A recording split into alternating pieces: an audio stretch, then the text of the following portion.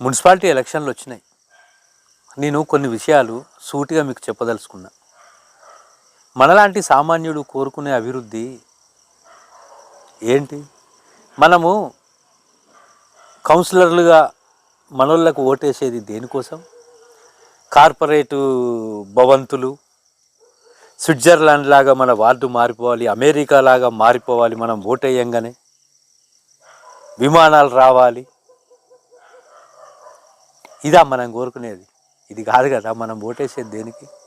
మనలాంటి సామాన్యులం మున్సిపాలిటీలలో ఉన్నోళ్ళం కోరుకునేది ఏంటి? అభివృద్ధి అంటే ఏంటి? అభివృద్ధి అంటే భవంతులు ఇవి కాదు కదా. ఇప్పుడు మనం అనుకున్నట్టు మనం ఏ అభివృద్ధి కోసం ఓటేస్తామంటే మంచి నీరు సరఫరా,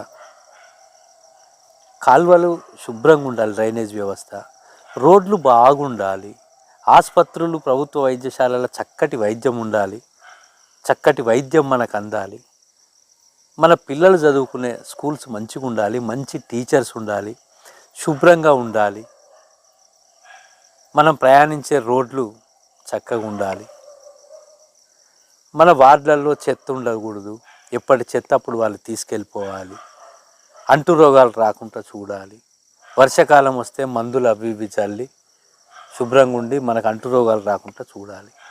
ఇదే కదా మనం కోరుకునే అభివృద్ధి.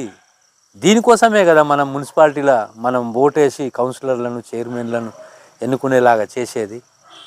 అవునా కాదా?